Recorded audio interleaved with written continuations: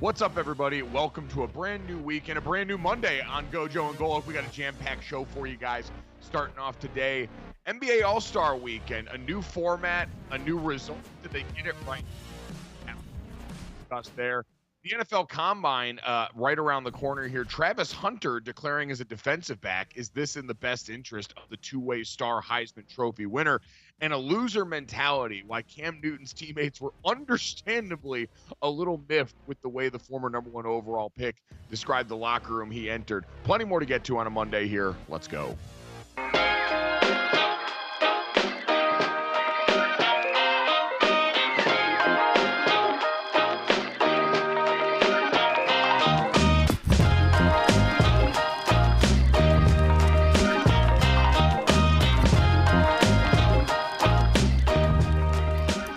What's up, everybody? Welcome to Gojo and Golic. Mike Golic Jr. and Mike Golic Sr. back here with you guys on the DraftKings Network. We got a great show for you. As always, make sure you download, subscribe, rate, and review us. Leave us a 5-star rating and check us out here live Monday through Friday from 8 to 10 a.m. Eastern on the DraftKings Network. Subscribe to the Gojo and Golic YouTube channel here. We had a little break over the last week coming off the Super Bowl, gave everyone a little time to rest and recuperate. So, Dad, I trust you used that time well, and we're honing all your skills to come back here a better and brighter broadcaster 3 decades into your career.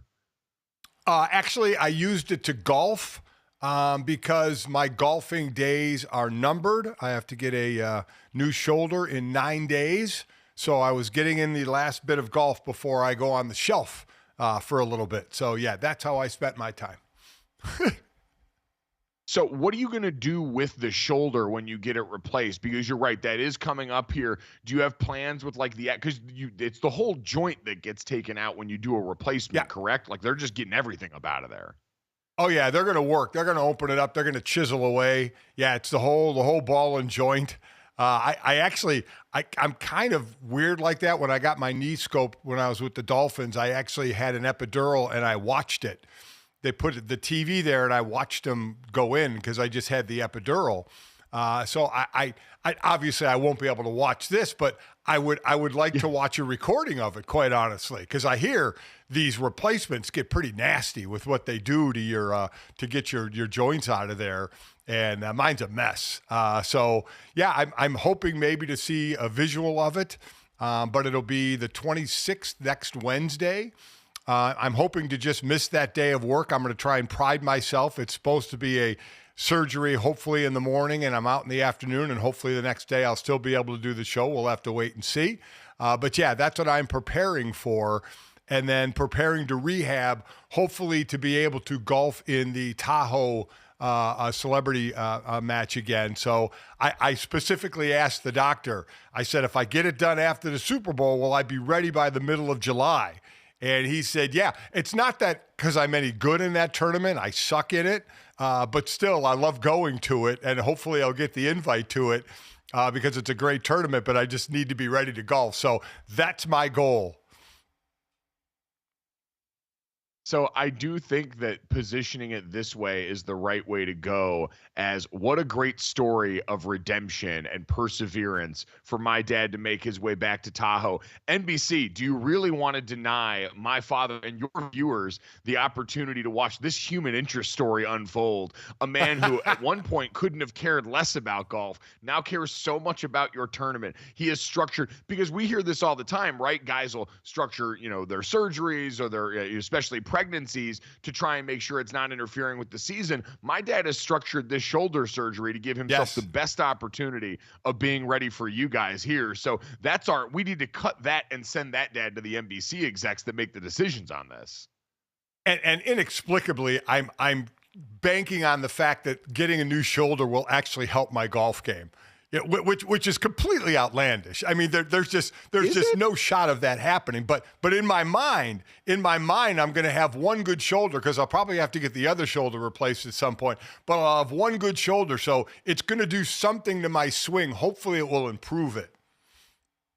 I feel like at this point, the increased mobility you're going to have, the strength and flexibility, I am not ruling this out, Dad. Like, it's a reverse Rookie of the Year situation, where in that movie, obviously, the injury helped him pitch better. But in this case, you getting a buy, because at this point, I do feel like in the replacement world, God, we've seen enough Marvel movies where we should be you should be the Winter Soldier coming off of this. In my mind, you should have an arm that's so new and improved that you having an improved golf game absolutely is a byproduct of this. So I'm rooting hard for that as you get ready to go for that. But your remaining days with this old shoulder that has served you well thus far began with some golf over the weekend here.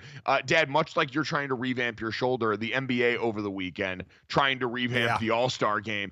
What do we think of this? Now, it was the entire experience over the weekend that we can get to here. Team OGs, led by Steph Curry, captures the title. Steph Curry captures his second All-Star game MVP, as he is one of the guys as a host out here in San Francisco where the All-Star game was. What'd you make of the new format, Dad? Going with 4 teams made up of the 3 teams of NBA All-Stars, the 1 team of rising stars that won their way into the tournament we ended up having on All-Star night, as sort of the crown jewel of the weekend that we can work backwards from.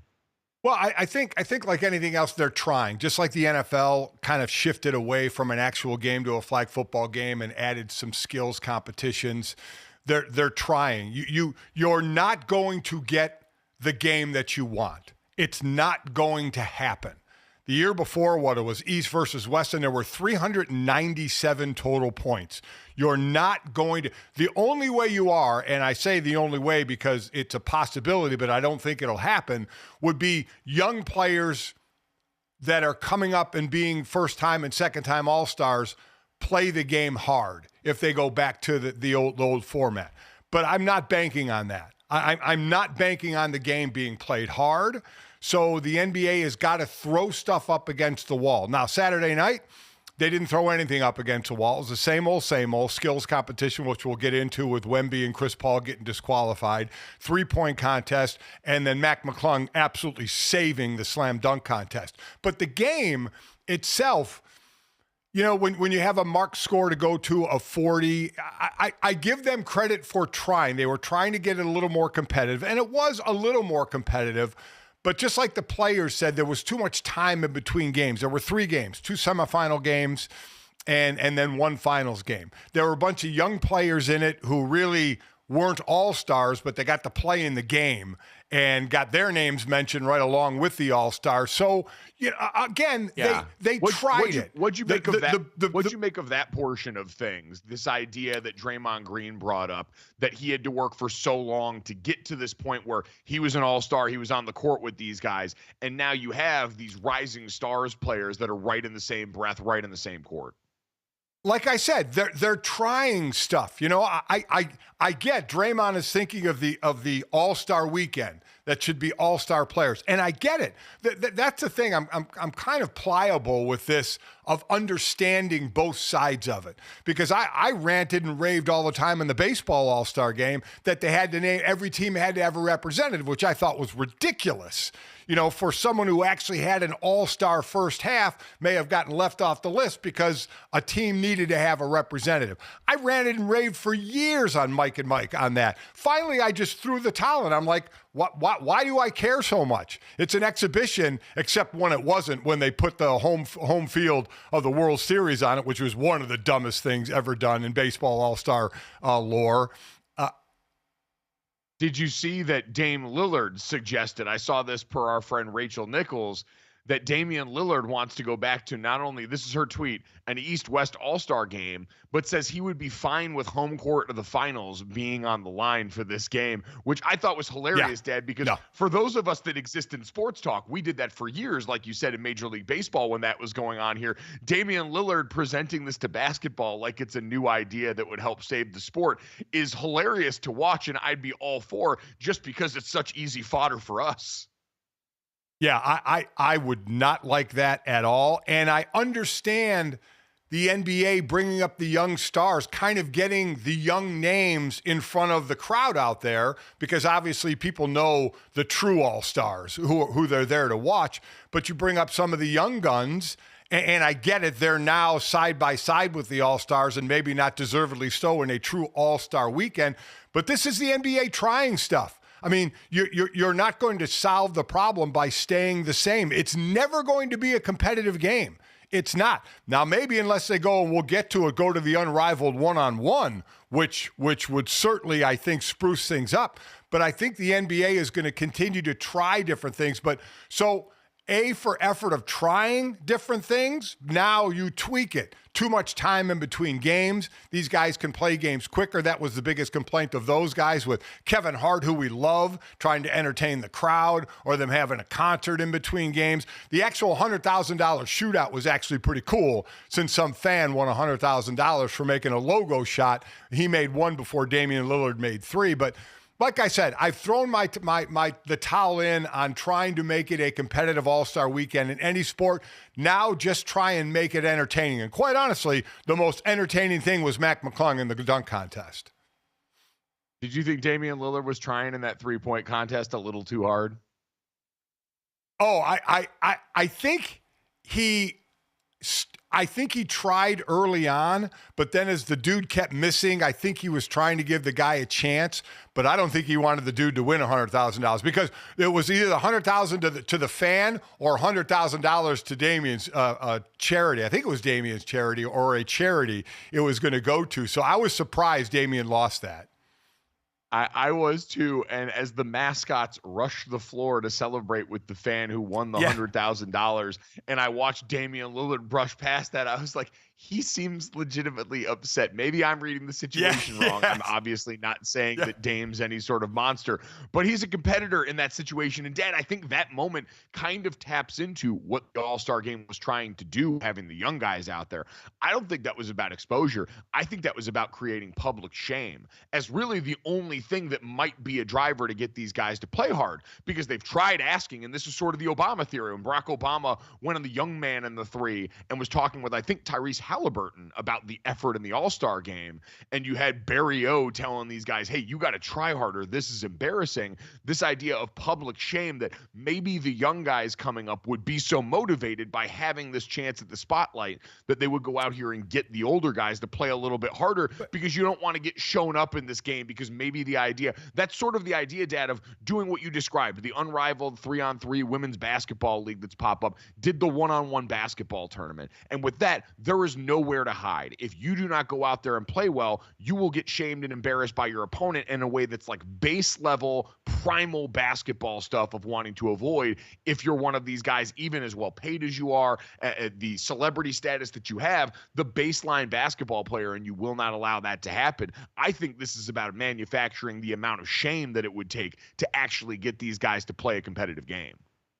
Well, but it didn't work. They didn't play. They played maybe a little more competitively, but not much.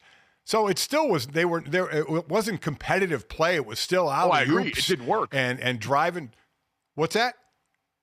I said I agree. It didn't work, but I'm saying I think that was the motivator behind that, and that's what you've got to do going forward. Is you've got to create the appropriate amount of shame to get these guys to all play hard, because right now that's the thing that's stopping them. Like Wemby, I give him credit for, as much as we want to talk about the skills competition, like you mentioned, Dad, where him and Chris Paul get disqualified from the NBA All-Star skills competition because they went out there and tried to game the system. If anyone missed it, going through this obstacle course of NBA skills, part of it is shooting, and these guys, instead of going through and actually trying earnestly to make the shots, just realize, hey, I can shave a bunch of time off this if I just go and throw the balls towards the basket without trying to make them, because you're not penalized time for going and attempting the shots, or you're not awarded time for making shots. There's no incentive. And so they just decided, apparently by Wemby's urging, it sounds like people said Wemby was going around before asking league officials if that was something that was possible, if that was a way to potentially go about this. And so they went through it, completely bastardized the attempt, and then came out on the other side like kids that thought they had just gotten away with something, only to be told by officials they were disqualified. Dad, I'm certainly not going to bemoan them disrespecting the All-Star skills competition like that's anything that I really give a damn about. But it does sort of just underscore, like, hey, at least these guys were competitive enough to go out and try that. But the NBA going and trying to make good and damn sure that that still looks somewhat similar to the product they're selling people. But, like, Wemby at least tried. Like, that indicates that he cared about that. His effort in the game that actually got played Sunday night also indicated that this is a guy that might be a part of a generation of player, that him as a superstar could usher in more effort back into this game, because he clearly gave a damn about all this. Yeah, that's the only thing that's going to help this. And you're right. It was they tried to game the skills competition. The NBA did the right thing by disqualifying them, or they're going to run into a whole lot of problems next year with people trying to game it. But that's the only thing that's going to save it, is young players playing hard. And I have no idea if they will or if they won't. I mean, we continue to talk about how bad All-Star weekends are, yet they'll continue to have them. Ratings, like for the Pro Bowl, will continue to be good enough for it to keep happening. And ratings, like I said, for the NBA All-Star game will continue to be good enough for them to keep going.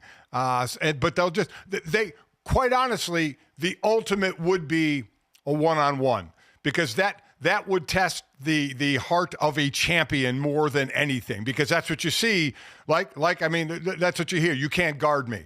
So that's the refrain from anybody who's playing, whether it's in a team game, but you're matched up one-on-one with someone, you can't guard me. Well, it's the ultimate in one-on-one. Like the women did it, Nafisa Collier beating Aaliyah Edwards in the one-on-one competition from the Unrivaled League. That was cool to watch.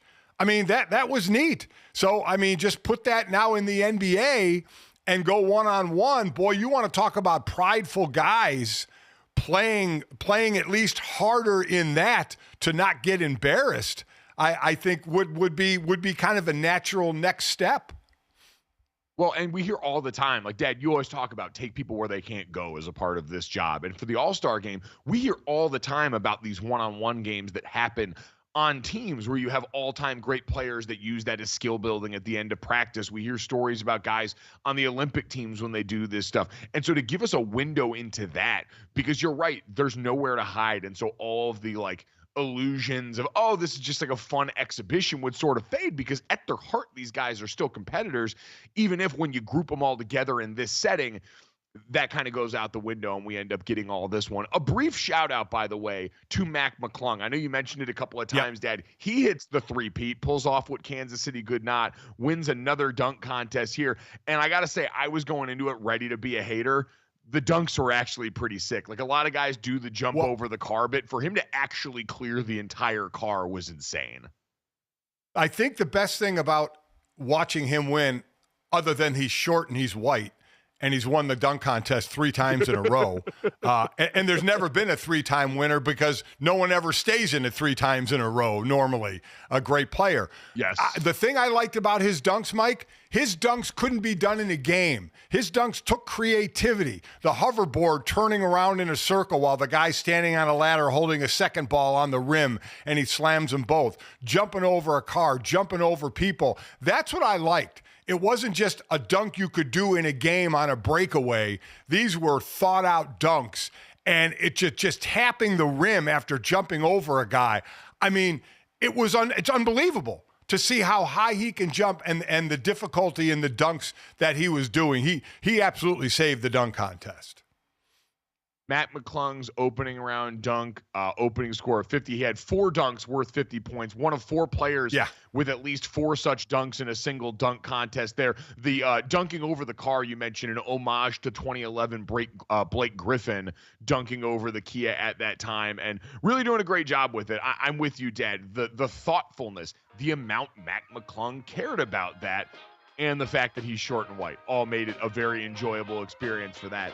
Coming up next, though, we have talked about one potential solution. May I offer another that we saw work out very well for our brethren over in the NHL. Next on Gojo.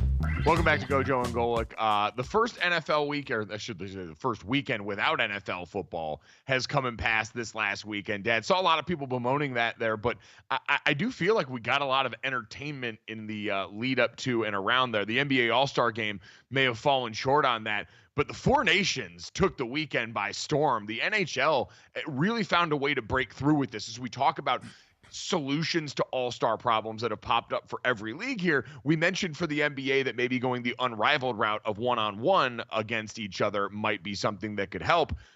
Man alive, having just nations war against each other on the court, on the field, and whatever athletic venue you want seems to be the medicine. Like, we've kind of seen this. The World Baseball Classic in the lead up to the season was phenomenal. Obviously, the Olympics brought out a bunch of great competition in the NBA, but the four nations, the NHL's attempt to sort of get back into this international competition has led to a clash between the U.S. and Canada where, you know, when you look at the international stage for hockey, Dad, that we've seen for the last decade or so, a lot of the biggest stages, the NHL has kept their best players off of that. They've sent amateurs over in their stead. Yep. And so for the first time since 2016 this weekend, we got U.S. versus Canada with best on best, as people have pointed out.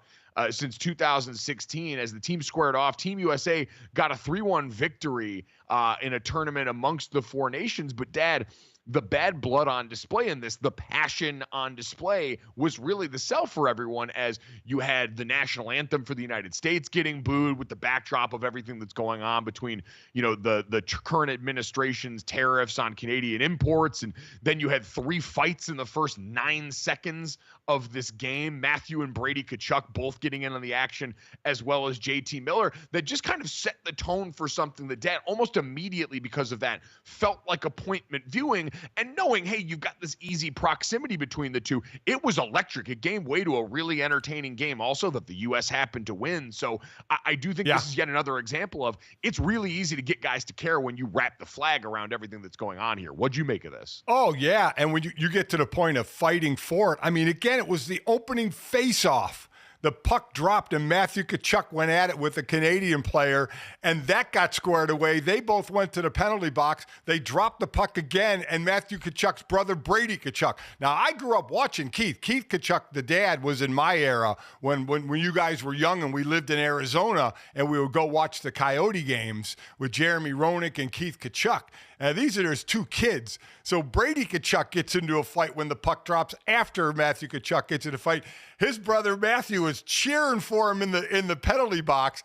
Brady goes in the penalty box. They drop the puck again. A quick shot on the Canadian goalie who stops it, and JT Miller gets in a fight with a Canadian player. So there's 3 Canadian players and 3 U.S. players in the penalty box after 9 seconds. I mean, if that doesn't get your blood flowing, I don't know what is. That's an exhibition game that's taken that serious. That's what everybody's hoping for in all these exhibition all-star games. Maybe not to the point of fighting, but man, I tell you what, it made me watch. It made me get my popcorn and watch this game. And considering the fact that Sidney Crosby had been 26-0 for Team Canada in international competition, and for the U.S. to be up 2-1 and the Canadians pulling their goalie at the end and us getting an empty netter to win a 3-1. We've qualified for the championship game Thursday in Boston, so it's here in the States. That was exciting. I mean, there was hard checking in that game. For an exhibition game, that's what you're looking for. Yeah, I remember. So Gary Bettman and the NHL announced this at last year's All-Star game, that instead of playing the 2025 All-Star game, they would play this as you get it's Canada, Finland, Sweden, and USA all squaring off in this round robin for that. That's just what you mentioned, Dad. This is an exhibition. This has no bearings on like the competitions to come. And it sounds like Bettman had also announced that the 2026 and 2030 Winter Olympics, they'd be sending NHL players to play in that. So we're going to get more of this on the big stage. But 2018 and 2022, we hadn't seen that. And so it was amazing how quickly. And listen, part of this, I'm sure people are going to make about the differences between hockey players and NBA players in general and the things that you want to lump into that. But we've seen plenty of basketball players go out there and hoop their asses off when all of a sudden you're wearing your country's name on your chest. You're in a hostile environment like that. As you mentioned, this went back and forth. That game was played at the Bell Center in Montreal. The other games have been played at TD Garden in Boston, where the championship's going to be. But, Dad, it's an easy way to manufacture the kind of energy and enthusiasm that everyone is chasing in these events. And so it's the NHL that constantly is taking a beating for the way it promotes its stars, promotes its league in general, hit a home run with this idea and execution. it's one of the Canadian players, quote, said, "It's funny. You put the flag behind the meaning of something and guys' switches just kind of flip." And that's the truth, right? You wrap yourself in your country's flag, and all of a sudden it takes on a little more meaning. And especially with Canada and USA in hockey, it really, really gets things going.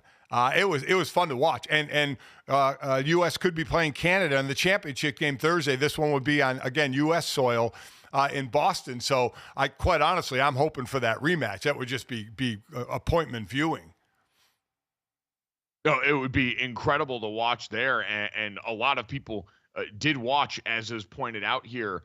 I think at its peak, just over 5 million viewers. At its peak, 5.4 million American viewers watched this game over the weekend here. It's one of, I think, the best rated hockey games since the 2019 NHL Stanley Cup Finals. So it delivered in almost every way you could want if you are the National Hockey League, Dad. And I do wonder if this is the kind of thing we always say, a copycat league. Obviously, the NFL can't really do anything like this, and their All-Star game is probably going to remain the way it is because, like you said, you can sort of set it and forget it, anything NFL related, and still have it rate. But if it's going to do a number like this, I wouldn't be surprised if other leagues looked at this format, if you've got enough international players to field compelling rosters, and say, hey, this is an easy way to go out here and get these guys a little bit fired up. Yeah, I agree. But again, I don't know how you can simulate that in other sports.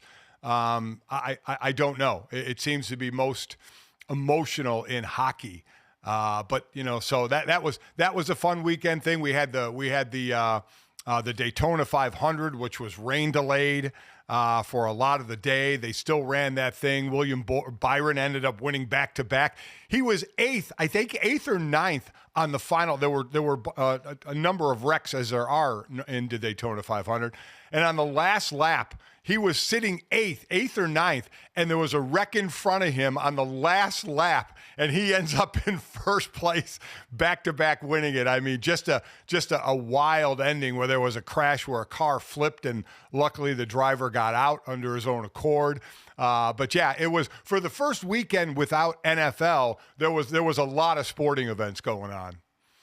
No, a lot going on. And as you mentioned there, avoids the big one at the end, as we often always wait for there, and goes back-to-back, the first driver to do that since Denny Hamlin did it in 2019, 2020. So lots of entertainment value on both fronts. And I mean, Dad, again, it speaks to what we're into. We like big, loud, violent as we get there at the end of Daytona with the crashes. And we certainly love this friction between nations. Although, man, it's different when all of a sudden it seems like there is actual friction between nations in the way that there was in that building with Canada and the United States, at least in that crowd, and the reaction to the anthem getting booed and the back and forth that's gone on there in the backdrop that makes it a little bit more of a complicated feel because, Dad, I think we sort of like when it's just the normal animus of competition where it's, okay, I want to go out here for pride in my country, as opposed to what really seemed to be bad blood in the building amongst the fans. I can't speak to the players on that front. Obviously, there was enough bad blood for them to punch each other in the face to start this game, but we know that's kind of the love language of hockey in so many ways, even if part of that feels like it's more of a relic of a bygone era. Yeah, you like your sports separate from real world issues, right? You like your sports to be an escape from real world issues, and this one seemed to bring in those real world issues to add to the fray and the angst and the animosity between the two countries. But again, it was excellent, hard hitting hockey. And as I said, I hope you get a rematch on Thursday at the TD Garden with these two teams. Again, they all play another round robin game before that, but U.S. had 6 points, so they qualified for the championship by winning their games, not losing any of their games. So we'll see if that holds the same heat if Canada and U.S. play on Thursday. Yeah, so again, 3 fights in 9 seconds ends up becoming the sell for a game that Team USA does win 3-1 and featured a lot of really high-skilled, entertaining hockey to go along with it. But the passion hooks everybody in, and so for the NHL, a massive win for them over the weekend as the NBA tries to chase that same high, Dad, into the back half of both seasons now for these respective leagues here. And for the NBA, while it's weird, we talk about this All-Star game problem as if it's something that people maybe think is a proxy for how the rest of the sport's going. We've had so much conversation on what's gone on with viewership in this sport in the first half of the season, Dad, the second half of the year, as we know, the screw gets tightened a little bit. We get closer to the playoff action here. We get closer to the true MVP conversation. And as we kind of take a look at some of the second half odds right now going into the home stretch of the season here, no surprise, Shai Gilgeous-Alexander, the odds-on favorite at minus 500 on DraftKings Sportsbook to win NBA MVP. Stephon Castle, Rookie of the Year favorite right now at plus 140. And then you look at the Eastern and Western Conference Finals odds, it's a lot of the players that we'd imagine. The Thunder leading in the Western Conference at plus 105, and the Boston Celtics minus 105, despite the fact that the Cavaliers have largely been the story through the first half of the season. And, Dad, I think that's going to sort of be the thing everyone's keeping an eye on as we go through this second half and really get closer to the postseason is, yes, we see what Cleveland's done during the regular season. Yes, we've watched what this young Oklahoma City team has done during the regular season. But can either of them, as we get closer to this time of year where the game shifts dramatically, be able to hold off these more veteran squads in a time of year where that seems to be prioritized more than anything else? Is there anything you're looking at most in particular in the back half of this NBA season? Well, for me, it's my Cavaliers. Can they hold on? Obviously, the odds have them second, even though they're first in the conference. They got some help the trade deadline at the wing that they needed. They're 5.5 games up on Boston, but obviously Boston has better odds to win the conference. I think because Oklahoma City has the presumptive MVP in Shai Gilgeous-Alexander, I think they're still considered that obviously not only the top team, but the betting favorite as well to win. I get, and obviously the odds have more confidence in the Thunder winning the West than my Cavaliers winning the West. So that to me is the question. Can Cleveland, which has had a monster first half, they and Oklahoma City just barely in double-digit losses, both with 10, can they hang on? Can they not just be regular season champs, and hold on and make it through the playoffs? Yeah, and that's going to be the key there. You mentioned the Thunder, I feel like people a little more confidence in because of the postseason run that they went on last year, falling short but getting valuable experience for a roster led by a player in Shai Gilgeous-Alexander that appears to have taken firmly that next step and become one of the superstar players in this league. And for the Cavaliers, yeah, it's going to be, can they fight off this Boston team that was such a monster and so dominant over last year's postseason run, where we know the teams that they faced were largely marred by injury. There were a lot of stars off the court during that run up there, but that was still a Boston team that incredibly talented. What they're capable of defensively in the postseason, as we know, that changes a ton there, is going to make it really interesting. And then, in the Western Conference, Dad, we do have, in the backdrop of everything that's happened here, what's going to happen with the Los Angeles Lakers, with Luka Doncic, the remnants of this trade that has a team that was sitting at 5th in the Western Conference standings, still firmly in the mix, making a massive change, losing what we thought was going to be competitiveness in the interim with an all-NBA defender in Anthony Davis, going to Dallas. And now what they do in the back half of the season, Dad, I think going to be really interesting to determine the trajectory, not only for that franchise, but for LeBron James in the immediate future.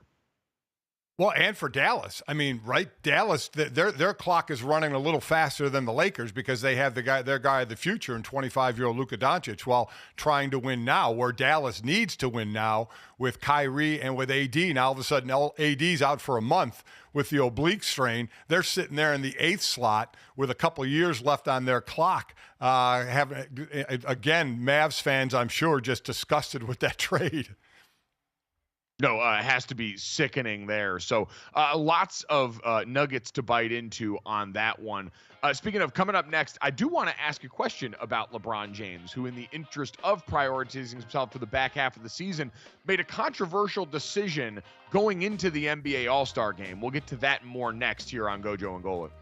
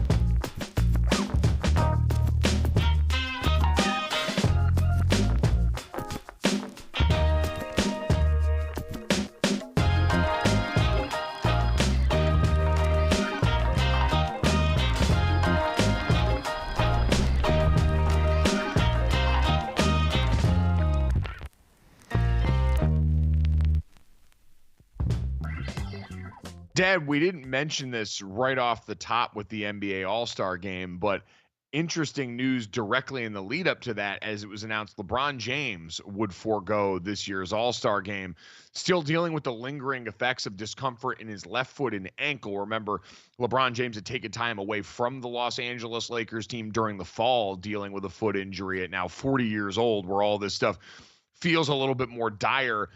He's expected to play against the Charlotte Hornets, hopefully on Wednesday, as they've got the extra game added that got canceled when the wildfires were going on in Los Angeles. But, Dad, were you surprised LeBron James waited as long as he did? Because making this move, they weren't able to replace his roster spot with anybody else here. He wasn't able to go out and suit up with the rest of his team in a spot where, remember, these were smaller rosters even because of the round-robin format of this game. But in general, the idea of him taking a roster spot away from another player to try and go out here and play yet another all-star game over his prolific career. I mean, I don't think it affected anything, him taking a roster spot, and I don't know the story. I don't know if he was deciding to play, was thinking about playing, was working out, and just decided at the last minute to not play. He didn't play. Giannis didn't play. Anthony Edwards didn't play. Those were the three guys that missed because of injury. So I never will criticize a player for not playing in an exhibition game when especially when it's during the season and they have more games to go through. If you want to talk about the timing of it, again, a replacement player. Now, for that replacement player to be on an all-star roster is cool. I would get that if someone was able to do that. But again, I don't know how long up to the moment was he never going to play? Was he thinking about playing? That stuff I don't know.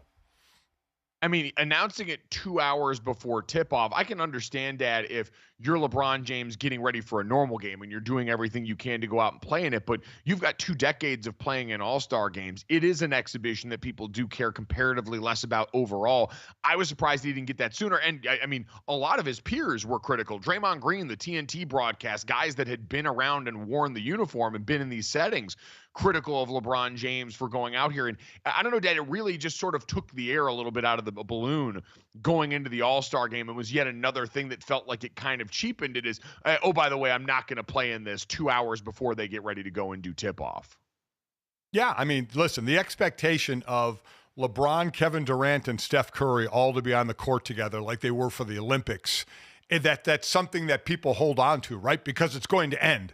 It's going to end sooner rather than later, seeing those three guys, A, on the court together, B, on the court playing against one another, to see some of the OGs, the old guard, still being able to perform out there. So I get it. I get the air being let out. But as I said, I will rarely, if ever, criticize someone for not playing in an exhibition game when they have real regular season games to play afterward. Oh, no, to be clear, he's not wrong for not playing in the game. I just have no idea why this decision, because this announcement undercut the start of the All-Star game. It made it look worse as they're going into this. And it's, oh, by the way, LeBron James, who was set to play in his 21st All-Star game after being selected, sits out for the first time in his career right before they're getting ready to go with this. Like, right, wrong, or indifferent, wherever you think LeBron James is at in his career, his name still commands the kind of attention that you were just talking about. And so now to just go and do that right before, to me, that timing, Dad, is perfectly acceptable to look at and say, hey, we could have and should have handled this a lot better in the lead up. I understand, hey, maybe he really was earnestly trying to work his ass off to make sure he can play. But he, I think, as well as anyone, understands what this spectacle is, what the NBA is trying to do with this, and the way that this really ran counter to that in the way that he rolled out this news. Yeah. No, listen, I get it. One of a slight, miscalculation, I guess, on his part. And maybe if he just went out and played a minute or two, would that have sufficed just to see him in uniform? But it's not even about that. This isn't something I'm looking at saying, oh my. Just tell us a couple of days ago, like, hey, I don't feel good. I'm not going to play in this. And then doing it, Dad, this is like, remember years ago at the NFL draft, and I'm not blaming Aaron Rodgers for this, but when Adam Schefter all of a sudden time releases reports about Aaron Rodgers and the Packers friction there going into draft weekend, and all of a sudden that sort of becomes the story there. That's the only beef here. Again, like, I'm not trying to manufacture something that said he should have gone out here and played in all this. Just tell us a little sooner. Yeah. I guess it didn't affect me as much as that. I didn't care. I was going to say, I stopped I caring can clearly about see I'm All-Star not Weekend. going to make.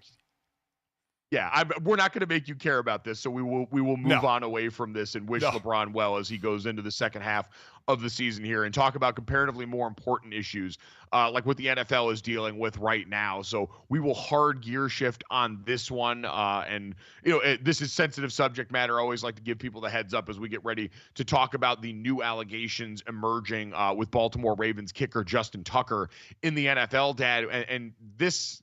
Going on, the timing of this, the caliber of player that we're talking about, all things that should not have an effect on this, but unfortunately we know do, as now 7 more women have accused Baltimore Ravens kicker Justin Tucker of engaging in sexually inappropriate misconduct at high-end spas, according to the Baltimore Banner.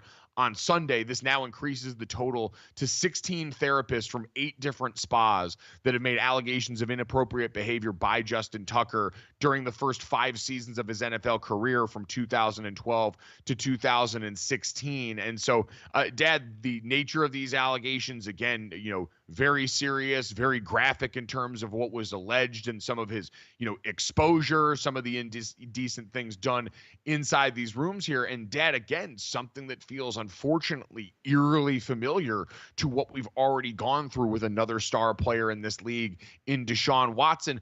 Where are you at on the NFL and if they should take action or not here between them and the Baltimore Ravens, who, remember, when everything was going on with Deshaun Watson in the past, you had heard from John Harbaugh, the head coach, that Baltimore has a zero tolerance policy for anything like this, and they would not put up with this. And so now with a chance to put their money where their mouth is with a player that has been one of the marquee players of their franchise here, the NFL's in their offseason, and so it kind of allows them, I think, some ability to skate on this and that they've seen, but it still does feel like at some point now, the sheer volume of these accusations and taking them seriously, you'd expect to hear something officially from the NFL or the Ravens, right? Yeah. You wonder, is there going to be an internal investigation? Again, this was 9 years ago, but as you mentioned, you have now 16 therapists over 8 spas. You have Justin Tucker still vehemently denying he did anything wrong.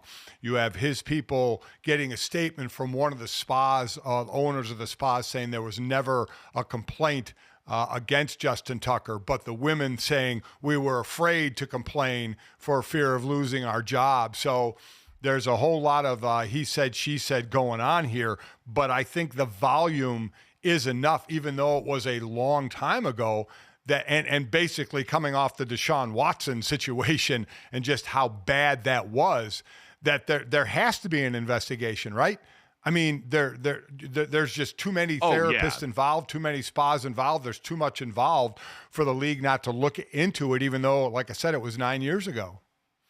Oh, no, they're looking into it. The NFL's already announced that. But, Dad, and this is the question that we went through the last time around where Roger Goodell and the NFL chose not to use something like the commissioner's exempt list. That, again, it feels hollow because it's the offseason, but it's more, I think, sending a message to fans, to the alleged victims in this situation, that this is being taken seriously and trying to separate player from team a bit here. No one's asking right now that Justin Tucker be cut or released or anything like that as the legal process plays out. But the dividing line for the NFL, Dad, really seemed to be the criminal charges in so many ways. The last time we went through this with Deshaun Watson, where Roger Goodell and company, because the criminal charges ultimately didn't go through with Deshaun Watson, did not feel the need to use the commissioner's exempt list while the civil situation and litigation played out. But then also remember, that was the green light where the Cleveland Browns then went on to go and sign Deshaun Watson to this lucrative deal. It was almost to the day, to the hour of, okay, the grand jury's not going to bring forth criminal charges here. Now we're going to sign this player to the richest quarterback deal known to man at that point in time. And so that does seem to be the dividing line, Dad, for the NFL. It still seems so amazing that Cleveland did that and gave him a fully guaranteed deal, and how that obviously turned out with Deshaun Watson's play, and it doesn't look like criminal things are going to come up in this one. It looks like it's going to be a civil situation, so I wouldn't expect the commissioner's exempt list to apply here. I think it'll go the same way as Deshaun Watson, where there'll be an investigation, and then will he be suspended or not? I think that's That's going to be the crux here. Is there enough information, like Deshaun Watson, to suspend him? Will Justin Tucker get suspended? I don't think he'll be booted out of the league if, in fact, the league does a investigation and finds him to be, guilty in their eyes of this. I think it will be a suspension, just like Deshaun Watson. I don't see it being any more than that, if that. I think we have to wait until the investigation proceeds before I'd be comfortable even or even venturing a guess into what that might look like. But it's worthy to bring up, Dad, that the NFL chose to suspend Deshaun Watson for 11 games because of their own investigation. That was not because of anything in the courts, although that was a part of it. The NFL ended up investigating that on their own, and they found enough evidence to say, we believe Deshaun Watson is guilty enough of what has been accused and what we have gone through to suspend this guy for 4 games. Remember, that was all because of their judgment and them looking in on this, not because of anything that got handed down anywhere else. And that bears repeating in this case. And Dad, unfortunately, the football part is creeping into this, because with Deshaun Watson, he was signed by the Browns and was probably going to be signed by another team. Maybe not to the same record-setting dollars that have made that even more problematic in hindsight than it already was, if that seems possible. But at the time, he represented one of the most valuable commodities in sports, which is a guy playing that position of quarterback that still appeared to be able to go and play it at a very high level. And so you had the Browns willing to just completely besmirch their reputation in the name of trying to go out and win football games at a position that they've botched for years and years. Justin Tucker's coming off his worst season as a pro in recent memory. And so that should not affect the way that this proceeds in any way. But we know, unfortunately, with this sport, it always creeps into the picture. And so him being a kicker, it being the offseason, him being a guy that was playing badly at the end of this year are all things that I'm keeping an eye on in terms of how this is going to be received by the league, by the Baltimore Ravens, and what this is ultimately going to look like on the other side punitively for him in the NFL. And that's, unfortunately, that should not be the reality. I want to make that clear. This should be, if they go through and find all the credible evidence and what they're looking at from these allegations that he should be punished or he should be kicked out of the league, then that should proceed irregardless of whatever his station is as a player. But we know that's not the reality that we live in, unfortunately. No, because the first line after Justin Tucker, comma, is most accurate kicker in NFL history.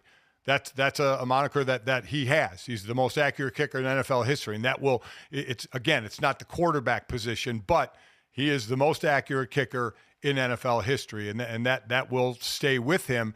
And what will be interesting is, because he has steadfastly denied everything. And you know what Deshaun Watson started doing? He started settling cases out of court, out of civil court. He started settling case after case after case. So I guess you keep an eye. Does Justin Tucker stick by his nothing happened, absolutely nothing happened, I did nothing wrong, and he will not settle with any of these women at all? Or will he start settling cases? That will be something to keep an eye on as well.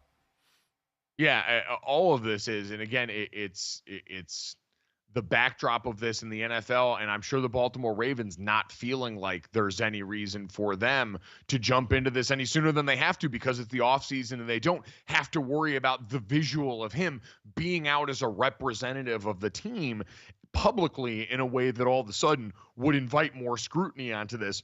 Buys them some time, I'm sure, in their minds in terms of the reaction. But as this number continues to grow, it's going to be harder and harder for the NFL to just stick by their statement and say, we're waiting for this to all of a sudden play out. As now, again, we are at 16 accusations from 8 different massage parlors across the Baltimore area here, as again these allegations made and this this story published by the Baltimore Banner, as they continue to be the one leading the way on this. So we'll keep you updated as this continues to go along here. But this is a story that's not going away for the NFL, for the Baltimore Ravens, or for Justin Tucker. And so everyone involved better get a handle on how they are going to go about making sure and making clear to fans, to the women that watch this league, that this is something that they take very, very seriously.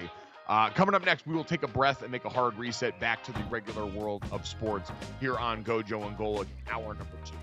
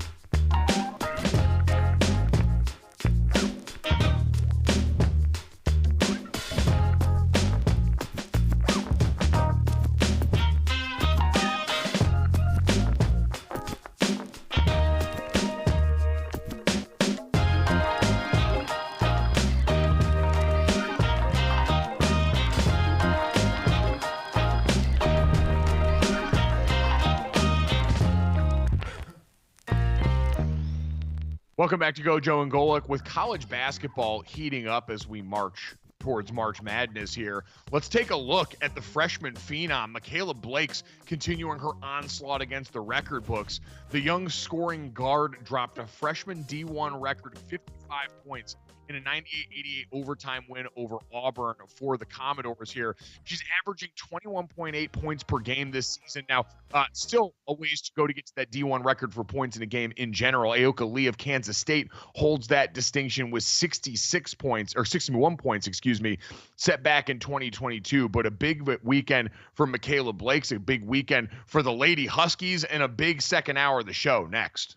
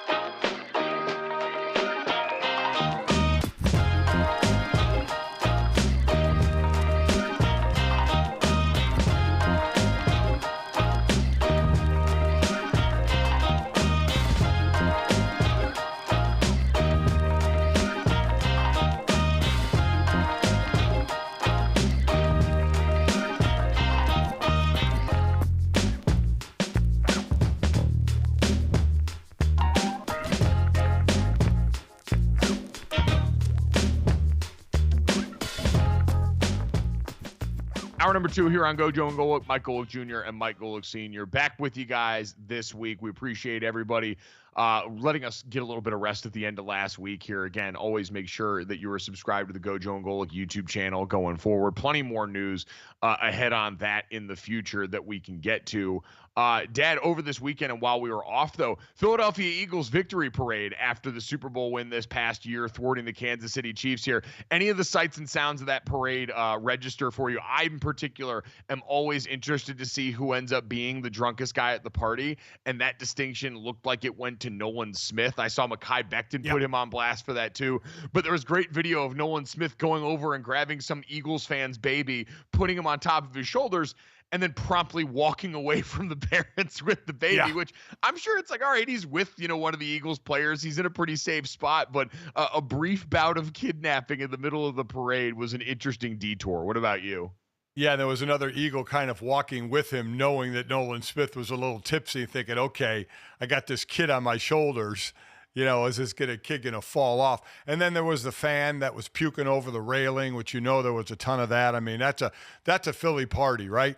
I mean, there's got to be people throwing up everywhere. So over 1 million people.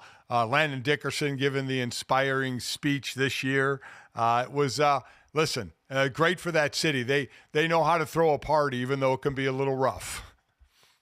Yeah, no doubt about it.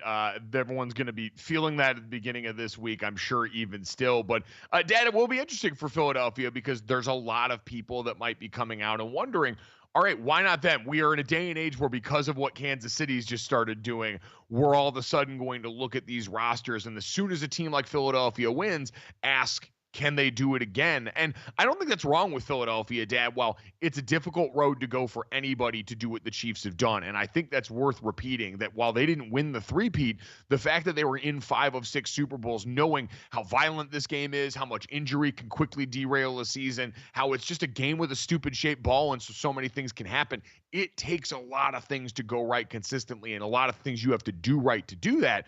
And this Philadelphia team is a testament to that. The road between the last 2 Super Bowls for Philly is a bumpy ride. And so, Dad, do you give much credence to that right now? The idea that this Philadelphia core, this roster could be primed for a little run themselves? Oh, no, I think they could be primed. I mean, the O-line, if it stays together, obviously, the guys got to keep those 5 together. Wide receiver, you're fine. Running back, you're in good shape. Quarterback, you're in good shape. Defensive, you got some guys that you possibly could lose, but they showed they could build a defense with Vic Fangio. Yeah, I mean, I think they can keep enough of the core together to make a run. Again, because the NFC is not very deep. We keep talking about the deep AFC. We keep talking about the deep AFC, but we keep talking about Kansas City being the rep every year. Buffalo and Baltimore haven't made a run at them. We keep waiting for one of those teams to make a run at Kansas City, and they haven't. It's still Kansas City repping. You wonder if Cincinnati's defense gets better. Can they jump into that fray? But as far as the NFC, is San Francisco past their point? Now they're going to have to pay their quarterback. Does that hurt them in other areas? Washington is on the rise, or are we expecting a second year kind of like C.J. Stroud for Jaden Daniels where he levels off a little bit? Detroit losing coaches after coach. How are they going to be able to come back? So, yeah, there's definitely question marks in the NFC that would lead to Philadelphia easily being favored again with the core unit that they have. And quite honestly, Kansas City being favored again. I mean, people think the demise of Kansas City, I think, is much too early to talk about. Remember, they're getting Rashee Rice back to go with Xavier Worthy. You got Pacheco, will start the season healthy. He missed a lot of games. That O-line is where they need some help. They absolutely need to restructure that offensive line. And I think that's why for each of these teams, the foundation of the house in different ways built very sturdily. One on Kansas City side we know is coach, is quarterback, is GM Brett Veach. But on the other side for the Philadelphia Eagles is literally the foundation. You mentioned those lines of scrimmage that they've built up there. Make it easy to kind of prognosticate. Dominique Foxworth, ball knower over the Dominique Foxworth show, always says, even as a former NFL defensive back, I start my prognostication with next season by looking at who is best built in the trenches, because that is ultimately where we see football one, especially especially late in the season. And Philadelphia has gone about doing that as well as anybody. Howie Roseman coming off one of the greatest off seasons in NFL history to see if they can do it again. And one of the ways that he does that is by going out here and adapting to this simple draft philosophy. Let me draft Georgia Bulldogs and great players that people know their names of from great schools in the NFL draft. So with that in mind, Dad, let's look ahead because we are getting into the meat of draft season now. It is going to be mock drafts. It is going to be combine talk. All of this thing is starting up now. And one of the interesting topics this year, in a year where a quarterback is not going to be the juice that sustains us going through this NFL draft, I do think as we get further along into the spring, we are going to have a more and more concerted conversation about someone other than Cam Ward or Shedeur Sanders going number one overall. Currently, ESPN NFL analyst and our good friend Field Yates has Travis Hunter going number one overall to the Tennessee Titans in his latest mock draft. And Dad, the Colorado cornerback / wide receiver, is going to remove the slash at least for the NFL Combine. He is going to the Combine and registered as a defensive back as a pro. So, Dad, are you surprised by this move at all here? We know this is kind of going to be the debate of could he do both at the NFL? And if not, what's he going to at least major in? Yeah, I mean, I think he wants to go both ways in the NFL, and to go in at the defensive side of the ball is the way to do it. Now, whether he gets drafted as a shutdown corner right away or is he the slot corner, I don't know. We'll have to obviously wait and see. But at least on the defensive side of the ball, then you can go and you can live on the offensive side of the ball. It won't be at the rate it was at Colorado. He's not playing 120 plays a game in the NFL. You just physically, as much as, and I don't even know if he believes he can do that, but I'm sure he has the confidence level to think he can, but it's not going to happen. You're not going to play 120 plays in the NFL. But to go both ways, I think you have to major on the defensive side of the ball. Whether, again, that's a shutdown corner, a slot corner, whatever, and then you can go and you can sprinkle in on the offensive side of the ball. Now, wide receivers, as we talked about in the break, they be just this last couple of cycles through, they have started to hit the big money. Justin Jefferson, $35 million a year. The top guys making over $30 million a year would take Travis Hunter if he majored on the offensive side of the ball, obviously to go through a contract to see what he could do. But also, there's basically 17 free agent wide receivers available through free agency and trades.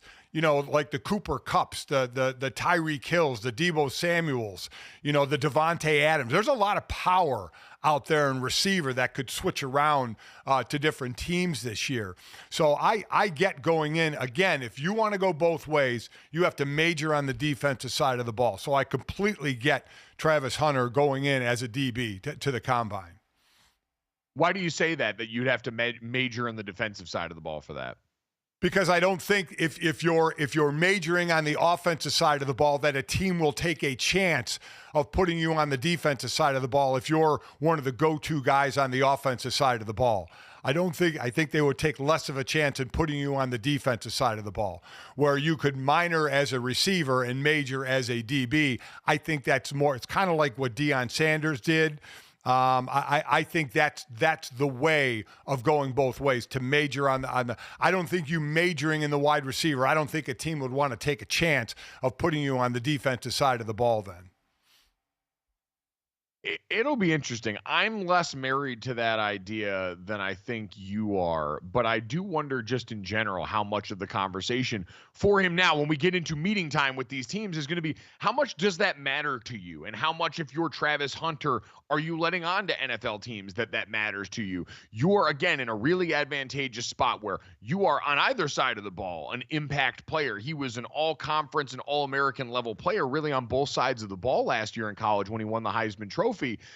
But it's still that massive jump to the next level. And in a year without quarterbacks, you're going to matriculate up the draft board more. You have a chance to go really high here. And so I don't know if these answers really have as much weight to them or not. But, Dad, if you're an NFL team and you hear Travis Hunter say, yeah, playing both ways is something that matters to me, is that a turnoff for you if you're a team like Tennessee picking at the top, trying to hang your hat on this one thing that he can do for you?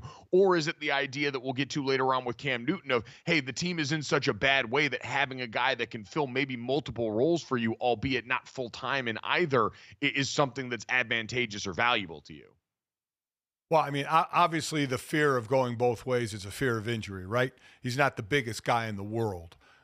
So to be able to take hits on both sides of the ball, I think a team would be wary of that. He could want to do it all he wants, but when you go to a team, you kind of have to adhere to that team's how they want to play you. But again, if you're majoring on the defensive side of the ball, you can be a third receiver and certainly help on the offensive side of the ball. I do believe wherever he goes, he will play both ways. Again, not to the tune he did at Colorado. That's just not going to happen. But I do agree. You have an athlete that good, maybe a punt returner as well. I mean, when you have a versatile athlete who's that good, who can change a trajectory of an offense or a defense or special teams, you use him. And you have to find a way to use him enough to be effective, but not too much to burn him out or get him injured. And that's the line any team that drafts him will have to find. Yeah, because I will say Travis Hunter, thinner guy. Like, he is not a big, he's in great shape. Clearly, he's one of the best conditioned athletes on the planet to do what he did last year. And the preparation, A1, to be able to go out and have that high of an impact. You see his aptitude in the defensive side of the ball, being coached by Deion Sanders. All these things pedigree-wise for him are going to be tantalizing for someone. And I think defensive back, ultimately the right move for him, because of what we've seen him demonstrate out there on the field. And I think I do agree with you in the fact that it's probably easier to go and create a little package for him on offense and then have him devote the bulk of his time and preparation to what you've got defensively. And Dad, if you believe the mock draft that we see from Field Yates here, that Tennessee would take him at number 1 overall, you'd be making the better side of your ball more of a strength. Tennessee's defense last year was a group that ended up performing pretty well in the midst of a season that was just ruined by bad quarterback play for the Tennessee Titans. But overall, Dad, when you look at Fields' mock draft, he's got the first quarterback coming off the board of the New York Giants at 3 with Cam Ward, followed by Shedeur.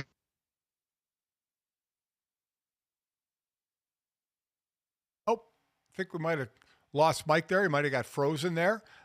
He mentioned Cam Ward being number 3 to the Giants, and then Shedeur Sanders, the second quarterback, going number 6 to the Raiders. And then there's a third quarterback in this latest mock draft of Jackson Dart, who the people are talking about him moving up the board based on how he finished the end of the season and also the Senior Bowl, which, again, I'll give credence to because it's actual football being played. It's not shorts and a T-shirt.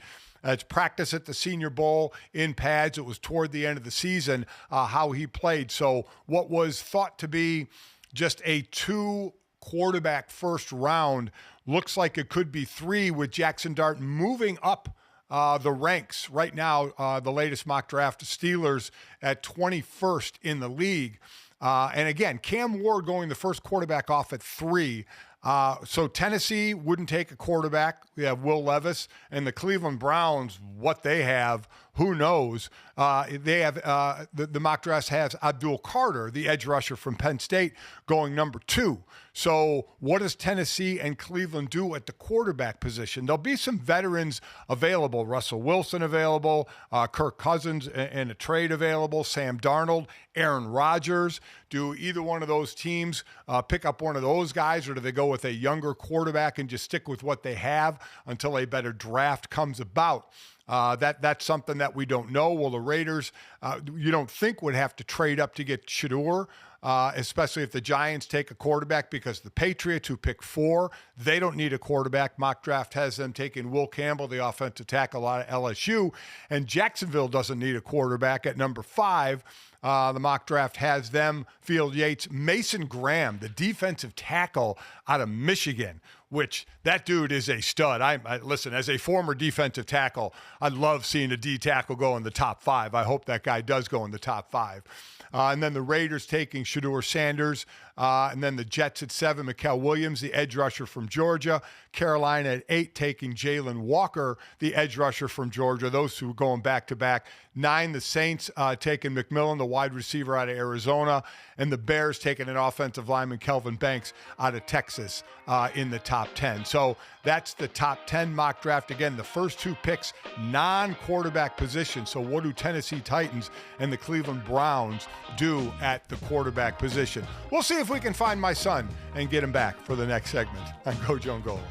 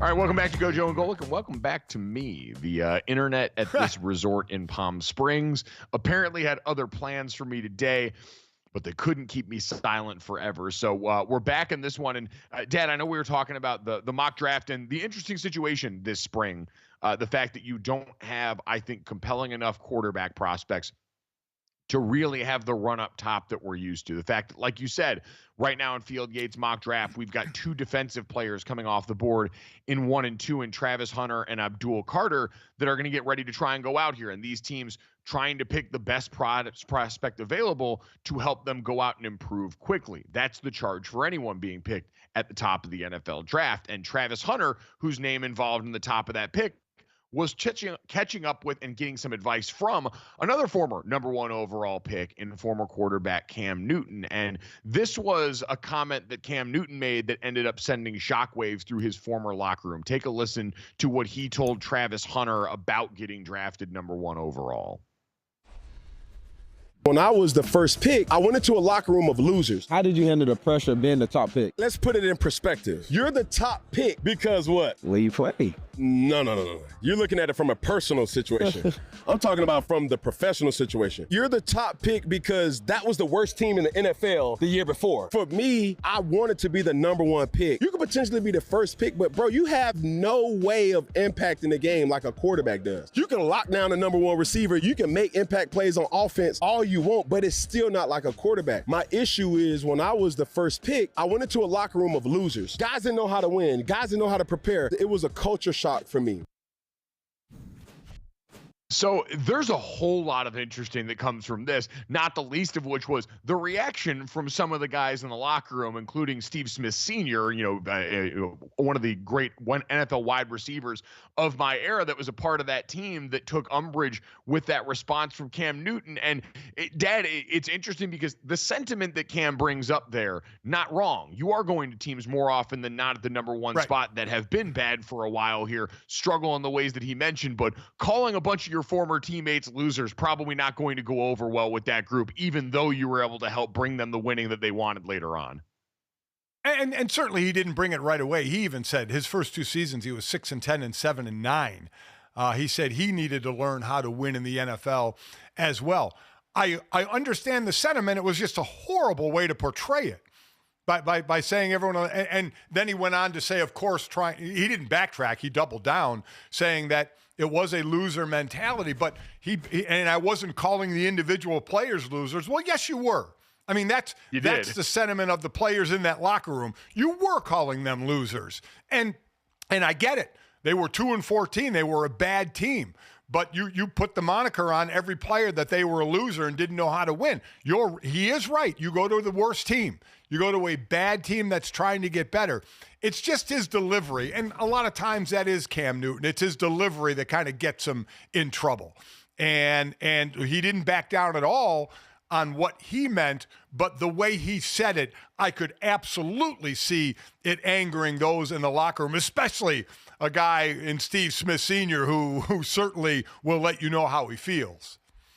Yeah, I think there's a difference between saying you go to a bad team in a bad organization and saying a locker room full of losers. Like, I don't know how Cam Newton can all of a sudden sit up here and cry sensitivity after that when he knows good and damn well if someone called him a loser in that same way, probably wouldn't look or feel the same. And that part is going to understandably get the headlines because, like you said, Dad, that's just kind of the business of Cam Newton. He has always been a player that for a million reasons has been a lightning rod and has been really polarizing to a lot of people. But I did think it was the interesting reminder and the interesting bit of calculus at the top of this draft is him saying, you're never going to be able to affect the game the way the quarterback does. Now, whether or not you can go in and help affect an organization in the right way, because there are things about, an organization learning how to win. Dad, you can speak to this and talk all the time about the end of a season when you're on a team that's losing and maybe some of the work habits that do suffer in those places, trying to go out there and, if you're a team that's been tanking or been bad for a long time, or even the idea of tanking, do you instill a bunch of bad habits that are hard to get out of the wiring? Having a great player and a great leader in the locker room at any position can certainly help that. but there is no one that can affect the game like a quarterback. And that is the difficult part for these teams that are bad drafting at the top. Is for Tennessee, if you pick a non-quarterback, it does feel like there's a ceiling on what you can expect in terms of change this year. Oh, that Cam Newton's 100% correct when he said no player has an effect on the field like the quarterback. Because you look, if Tennessee and Cleveland actually go 1-2, defensive players, non-quarterbacks, and they're living in their quarterback room that they have or pulling a free agent, that's still going to be the biggest question for Tennessee and Cleveland. What are you doing about the quarterback position, either now or in the future? If they don't draft a quarterback that is going to be the said supposed future of the team, like a Cam Ward or a Shedeur Sanders or a Jackson Dart, if they all get drafted in the first round, the thought is they are the team going forward. Well, if Tennessee and Cleveland don't take a quarterback, the question remains, when are you going to get your quarterback for the future? No matter who they draft. Abdul Carter could go and be a Pro Bowl player. Travis Hunter can go be a Pro Bowl player. But they haven't taken care of the most important position on the field. And the question is going to be, no matter what your draft is, what's your plan for the quarterback position? And for both of those teams, like you're absolutely right. The question mark is there. It's not like these were good offenses where you just need that in that position. They need help in so many places, and quarterback tends to be the one that can help at least smooth out some of those problems, more of those problems than any other decisions. No one's really looking at defense in Tennessee or Cleveland and saying, yeah, that's the reason that people were losing games here. But that's how big people, I think, view the talent discrepancy between these quarterbacks and these top-end players, where they're saying, yeah, I can't in my head justify using that kind of draft capital on one of the two guys that we talk about in quarterback at this class, because I know what that means. And Dad, it is interesting to think about, because we always do this for quarterbacks when we talk about them, right? Where we say, hey, as an organization, you got to go out here and, for the most part, get guys around your quarterback so you can find out what you have. You know, we saw it last year, what Chicago tried to do, the Bears, for Caleb Williams when they got him over there. This past year, the way that the Carolina Panthers went out and spent on offensive line and a couple of other weapons in the draft for Bryce Young. Will Levis and the Titans, quite honestly, the offseason they had last year, trying to go out and acquire guys like Calvin Ridley in this wide receiver room to find out what you have at quarterback. I'm sure there's part of you, if you're Brian Callahan, that's saying, I would like that for me at coach as well. Like, you look at this team right now, and he was walked in and handed Will Levis, and he knew that in taking the job, and now that's proving to be a more difficult task than maybe he imagined. And then you have Rand Carthon, your general manager, who you're supposed to be working in lockstep with, let go this offseason. So now you're dealing with someone new there. And you might not have the quarterback. Like, Dad, while organizationally it could make sense for the Titans to go elsewhere, if you're Brian Callahan and you have another season that looks like last year, there's no guarantee they're going to bring you back right now. And it would be absolutely fair for him to say, well, yeah, what chance was I really given with what we've got on the field right now, particularly on the side of the football and offense that I have the most impact on? Oh, listen, that's true for Tennessee, true for Cleveland. I mean, neither team is going to go anywhere without a quarterback, and neither one has their quarterback of the future. Now, Kevin Stefanski continues to hold on to his job. He was coach of the year a couple of years ago, and has a solid defense. But how long can you live where you're living? Right now, they had a lot of injuries last year, how much you take into consideration for that. But Brian Callahan, you're right. I mean, if they're going in with Will Levis as their quarterback again, they're not set at the quarterback position, you may not get another year. You may say, okay, I should get a year to build until we can find a quarterback. But, man, you ain't guaranteed that. And they'll make a change at the snap of a finger. I mean, a year, 2 years, it doesn't matter. And it's a shame, because I think they pulled the plug too quickly on coaches and not let them build. But that's the reality of the business. It is, but it is interesting the way, especially for guys that have been around the block a little more. Brian Callahan's a first-time head coach, and so he saw one of 32 opportunities and said, all right, I think I can make this work, because at this time in his career, that's something that he was looking for here. That's going to be interesting as guys try and go through this more. You know, Cliff Kingsbury, who was hesitant about jumping back into the head coaching frame, knowing what a special thing he's got in Washington.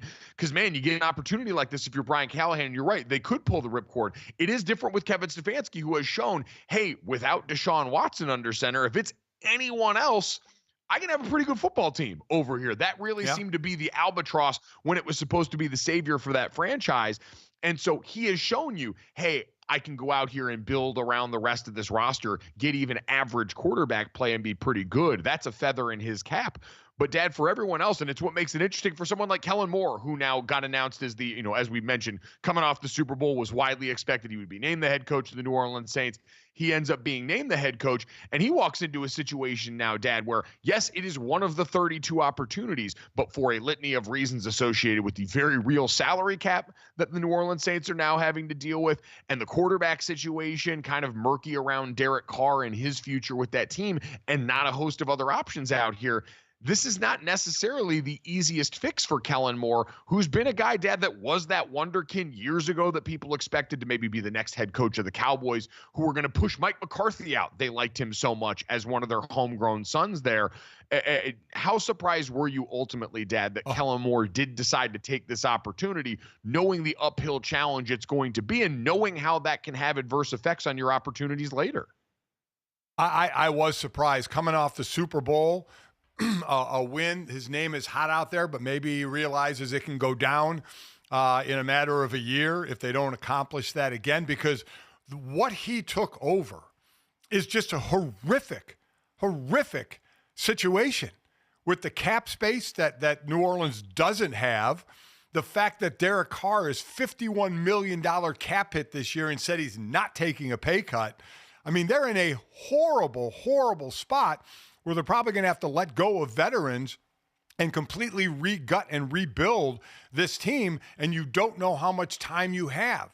So it was, I guess, surprising to a point of a guy saying, I'm going to take advantage of my situation, but also a guy who was riding really high. As a first-year O-coordinator in Philly, you go on and you win a Super Bowl. Man, your name is hot. Do you wait for a better situation? Because obviously the Saints situation was last for a reason. It was the least desirable by far, with the money you have to rebuild and the team that you have to rebuild. Yeah, I'm with you. And again, we saw some other coordinators who had been around the block and been head coaches more exercise a little more caution in jumping into the fray. And I thought, for the reasons that you just outlined there, this Eagles offense shows no signs of slowing down. And to have another year where you'd be with something Jalen Hurts has rarely had, the same coordinator voice in his ear 2 years in a row, I thought you had a really good chance with that offense going out next year and being good again, Dad, and maybe having your pick of a better job. You look at Ben Johnson, right? Ben Johnson the year before took himself out of head coaching opportunities. They didn't go as far this year. They got knocked out earlier, but the offense, it didn't hurt his stock at all. He was still the most sought-after new coach out there after a former coach in Mike Vrabel. He was the most sought-after guy, and I thought Kellen Moore would be the same thing next year with a much better situation of a team, even though he'd probably go to a bad team. I mean, the Saints are so strapped and handicapped by their numbers and their quarterback numbers. It is ridiculous. I mean, to think of where they're going to be next year and the build out from the absolute bottomed out team that they are.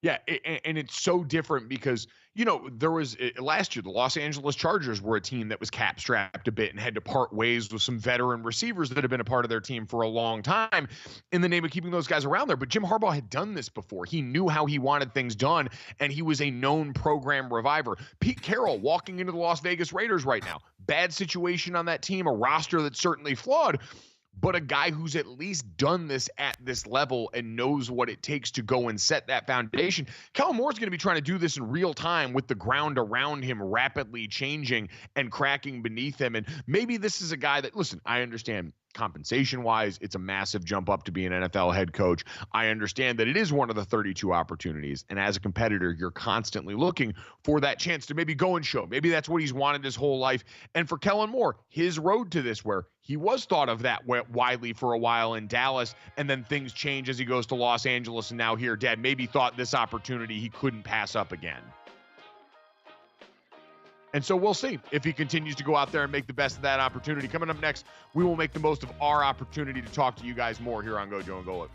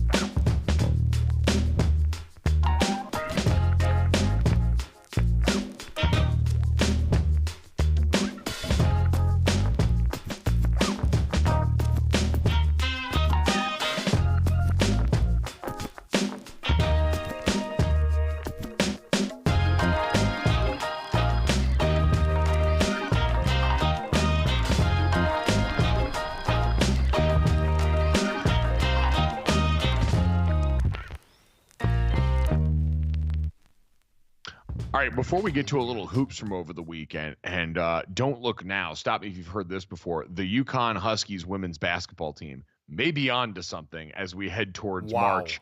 An impressive show of force against Dawn Staley's South Carolina squad this weekend. Dad, we've talked so much about the draft this upcoming year, the challenge at quarterback for so many of the bad teams atop the NFL, and what it means for this draft class where Cam Ward and Shedeur Sanders are largely viewed as the 2 first-round prospects, but not guys maybe people want to take 1 and 2 overall the way we normally see. And then this free agent class where Sam Darnold probably going to be the belle of the ball, at least in most people's estimation now. And then one other name that's going to be really interesting to keep an eye on here that I did not think there was any earthly way would see the open market or anything closely resembling it. But, Dad, more and more buzz we're hearing around Matthew Stafford and the situation with the Los Angeles Rams, where coming off last season, there were a question of, hey, what was Matthew Stafford's decision going to be about playing overall? He said he reportedly plans to play in 2025. And so now the question becomes, for who? Because with the Los Angeles Rams, he was due to make $27 million next year. He reworked a lot of his contract after last year, and so there wasn't a lot of guaranteed money left in the next couple of seasons. And so I'm sure he'd be looking for a pay bump. He's obviously not going to be paid top flight money because of his age at this point. But then we started to hear all these rumors, Dad, about the New York Giants as a potential trade partner, other teams trying to go and pick up the phone to see if they can get Matthew Stafford out of Los Angeles. How surprised would you be, Dad, if Matthew Stafford was not the quarterback for the Los Angeles Rams next year and is still playing in the NFL? I would be surprised. I mean, the Rams are you look at that NFC West, that's wide open, right? We talked about the thought it would be the 49ers for the near future, but the injuries, the players that they've lost, the fact that they're going to have to sign Brock Purdy, he all of a sudden is going to have a good-sized cap number, so they can't be, signing everybody under the sun. I think that's an open division. So I would be surprised to see the Rams turn to somebody else. You mentioned, what Stafford's supposed to make. He's going to be like a $49 million cap hit.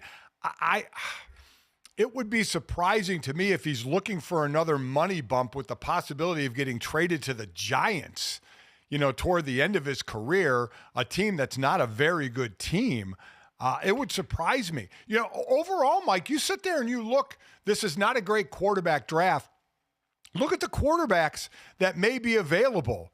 Of as far as name value, albeit aging quarterbacks, it's a pretty name-worthy group. Russell Wilson, Kirk Cousins, Sam Darnold, Aaron Rodgers, Matthew Stafford. I mean, that's a wild group to think that they could all be on different teams in the start of next season. Well, and it's, some of those in name only, like obviously a couple of those two you mentioned far past their best stuff. And for the Los Angeles Rams, we know that they're not averse to, in the Sean McVay era, moving on from a very productive quarterback. They did it with Jared Goff because they felt like they hit a ceiling, right? They came off a Super Bowl appearance, and it appeared that their quarterback was not going to be someone that got them over the hump in that spot. With Matthew Stafford, Dad, we saw plenty of spots this season where he's still a guy that goes out there and affects winning at an incredibly high level. What's your thought process would be of who you would get to win? While you have, obviously, Kupp probably will be gone, but Kyron Williams, Puka Nacua, that young, excellent defense. I don't know why you would think about taking a step backward. Now, again, I don't know what their plans would be, but a step backward at the quarterback position when it's always a win now mode, especially in that division for a team like the Rams. Yeah, I don't understand it, and I don't see it, especially in the backdrop of this quarterback offseason where unless you're so sure of someone that might be available in the coming years, and you do see, hey, a young roster where we can go, usually young at all the positions that you manage to hit on means you can spend a little bit more at quarterback when he's as important to you as Matthew Stafford is. Maybe they know about his injuries and trajectory more behind the scenes than any of us do and are comfortable in making that decision. And Lord knows, Les Snead, Sean McVay, decision makers that are capable and that people trust. And Les Snead, when he was asked about the possibility of trading Matthew Stafford, said, it'll take someone calling or reaching out to us if we want to do that. Those are things that'll be determined down the road. Dad, the scenario in particular with the Giants seems like a situation where nobody really wins to the level that they want because the Giants need a lot more work around the quarterback position in order to be viable. And Matthew Stafford, we saw this year how much a lack of protection can be a thing that really hurts him as a quarterback. And Lord Jesus, if you want to talk about lack of protection, we've seen what life was like for Daniel Jones the last few years. Yeah, I mean, and you're going to, and you would give Stafford more money.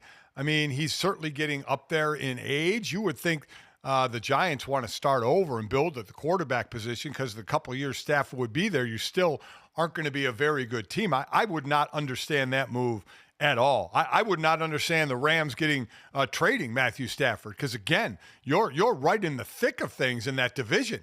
I would not get at all why you would send Stafford packing. No, it seems like your roster right now is perfectly tailored to being able to spend a little bit more on quarterback in the interim and capitalizing on the young hits that you have had in that skill group that you mentioned, on defense up front that you've mentioned, make tweaks in a couple of spots and be able to hold on to things pretty closely. So that's an interesting situation to monitor for them. Dad, coming down the stretch of this season in college basketball, you're probably going to want to monitor the UConn Huskies this weekend. College game day down in South Carolina. Chene and the rest of the group, Andrea L. Duncan, on set with Plies, and everyone's expecting one of the most impressive home winning streaks in the country to continue as the South Carolina Gamecocks host the Huskies. And, man, I tell you what, that group that Gino's got playing in stores right now came out and beat the brakes off them. A 20-plus point victory for the Huskies that sent shockwaves around a big day for women's college basketball overall, Dad. You had LSU and Texas playing later that afternoon. And as we start to set the table for March, it feels eerily similar of the women's college game and the landscape of the sport. Some of the star players have created really interesting storylines going into the spring that the men's sport is going to struggle to match somewhat. The SEC dominance this year is going to be interesting on that side of the sport and might be somewhat compelling, but the stars and having a program like UConn reassert itself in this way down the stretch, good for business at a time of year where the women's game has really excelled as of late. Oh, completely agree. I mean, listen, on the men's side, you have what? 6 SEC teams in the top 10, 5 in the top 6. It's an SEC dominant men's college hoops year right now. But, man, the women, so you finally have no more undefeateds as USC knocked off undefeated UCLA. You had the projected number ones of UCLA, Texas, South Carolina, and Notre Dame. But, wow, what a doubleheader. I mean, South Carolina's 71-game home streak that was broken, and I mean destroyed 29 points. This game was not close. This game, Dawn Staley took a seat in this game very early and just kind of watched her ladies play it out because it was an absolute old-time Gino Auriemma UConn destruction of beating a top team by more than 20 points, of which they did time and time again.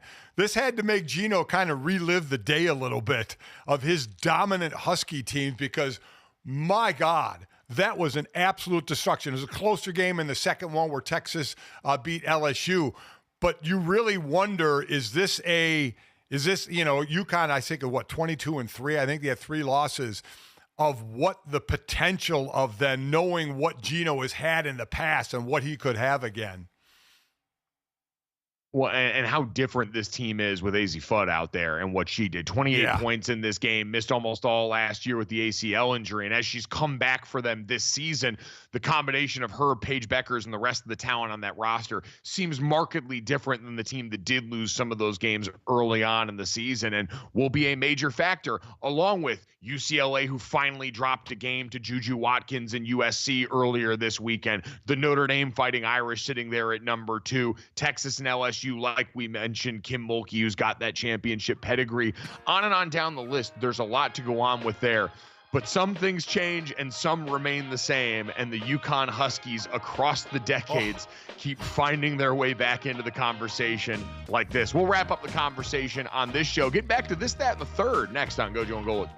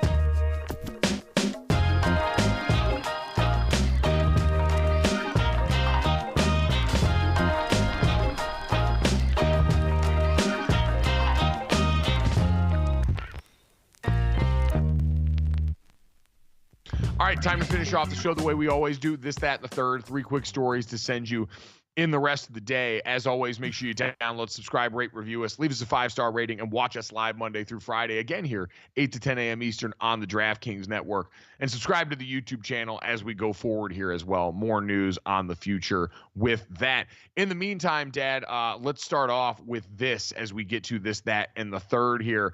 story right up our alley as a dog-loving show here. The town of Golden, Colorado paid home to thousands of golden retrievers and their owners for the annual Goldens in Golden event, a national celebration of Golden Retriever Day, which started back in 2019. About 3,000 golden retrievers showed up in the town that is their namesake. And my God, Dad, we're a small dog family at this point. My brother and your son, Jake, and his wife, Jenny, have a great dog named Chip, who's a chocolate lab that we grew up with. But there are a few things in life better and more wholesome than a big dopey golden retriever, let alone 3,000 of them in various outfits. I couldn't imagine being in a better spot over the weekend than in Golden, Colorado with 3,000 golden retrievers, or quite honestly, 3,000 any dogs. You're right. We were a lab family when you guys were younger, and we've switched over now to a bulldog and pug family. But we are an all dog loving family. It doesn't matter the dog; they're all cute to us. They're all great buddies.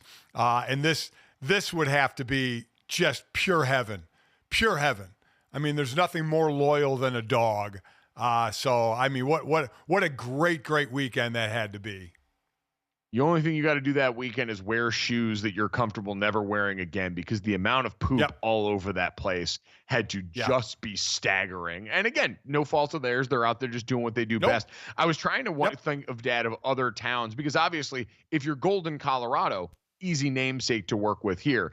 We know, and I'd imagine there are plenty of towns that have namesakes that if you were going to host a day based off your town's name, probably wouldn't be in as good of a situation at Gojo and Golic. Maybe you can help us out with that here. I do want to get to that, though, Dad, because this is an interesting dilemma that we always run into, is the ethics of ordering takeout and delivery in the middle of a storm here. There was a viral story about a pizza man in Indiana that walked a mile each way to deliver a pizza in a snowstorm and then received a $2 tip from the owner. Now, the internet stepped in and ended up getting a bunch of money going his way and sort of righted this wrong.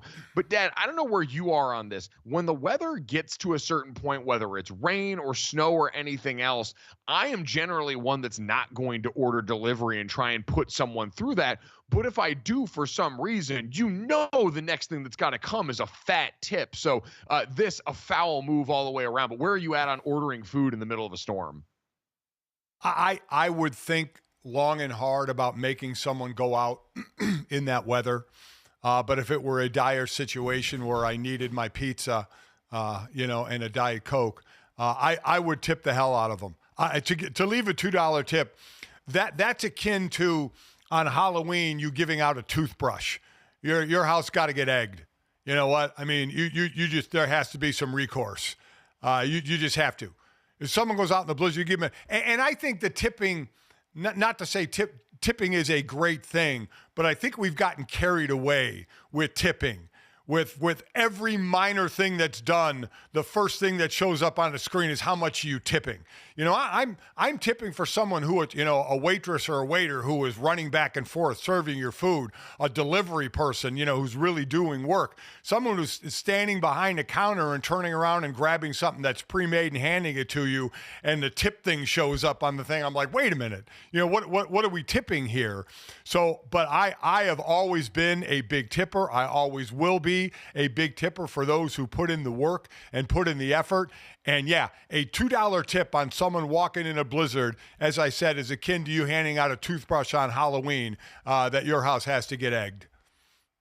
Yeah, tipping culture, definitely a bit out of control. And I'm with you. Like, I understand a lot of places, sometimes the tips get pooled and stuff like that. But while it has gotten out of control, this is one of those spots where, hey, this is above and beyond the Call of Duty in a way that's got to get rewarded here. And you are right. If you are around my dad, good man to get tipped by, because my dad is probably one of the last remaining generation that readily carries cash all the time. And I do feel like the cash tip still has to hit different. Oh, yeah. Yeah, there's nothing like, to me, where you can just, you don't have to wait and I don't know, I've never been in that position. Maybe, at the end of the night, getting the cash out of the till or however it works. But yeah, when you can grab that 20 or that 50 and put it in your pocket, right then and there. I've always told you guys, carry some cash. You guys don't want to listen. You guys don't want to carry cash. I know cash isn't king anymore, but I will always have a pocket full of cash.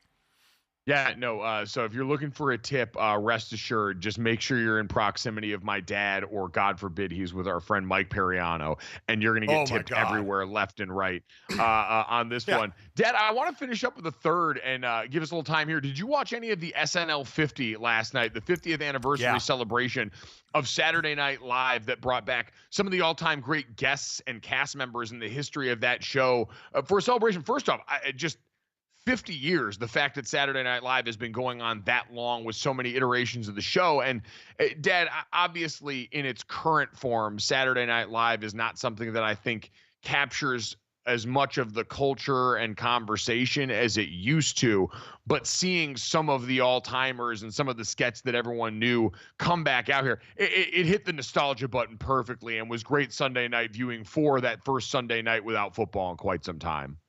It was great. You don't realize the amount of stars that appeared on Saturday Night Live. That was just appointment viewing. And just what I loved is the leading up to it, they were showing like quite honestly, my generation of comedians doing their audition tapes and just seeing how young they were when they were auditioning to get on Saturday Night Live and just how cool that was.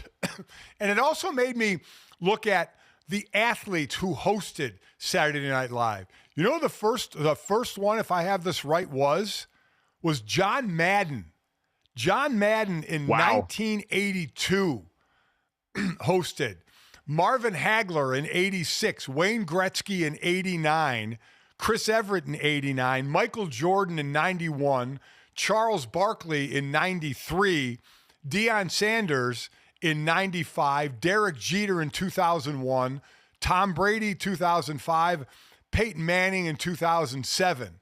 Then you had Travis Kelce in 2023 do it. So a number of, obviously, sports meshing with the TV world and the comedic world of Saturday Night Live.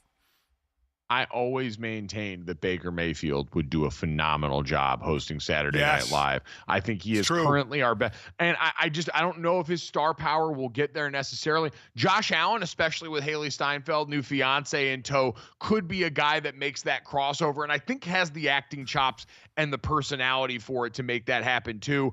One of the other moments I think everyone talked about last night, Dad, Adam Sandler still got the juice, went up there and performed one of the songs that he's been well known for, that included the tear-jerking moment for a lot of people, the tribute to his old buddy Chris Farley, the late Chris Farley, and as well as the late Norm Macdonald, both obviously cast members and people that have been around that show that weren't there and were gone far too soon. And watching Adam Sandler make an audience cry in 2025 was a beautiful reminder of just his staying power in general. Joe, the guy puts on a suit once and everyone's like, oh, wow, he looks great, as opposed to the basketball shorts, but still got the juice clearly and got everyone in their feelings on that night for sure.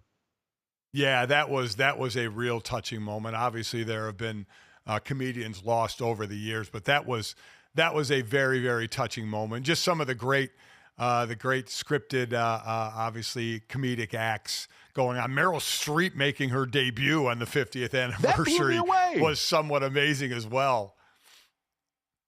Yeah, the idea that Meryl Streep, in all of her years of being a Hollywood juggernaut, somehow just found her way onto Saturday Night Live was pretty wild here. Performance was fine, enjoyable, but just another surprising addition to that one in the celebration for everyone.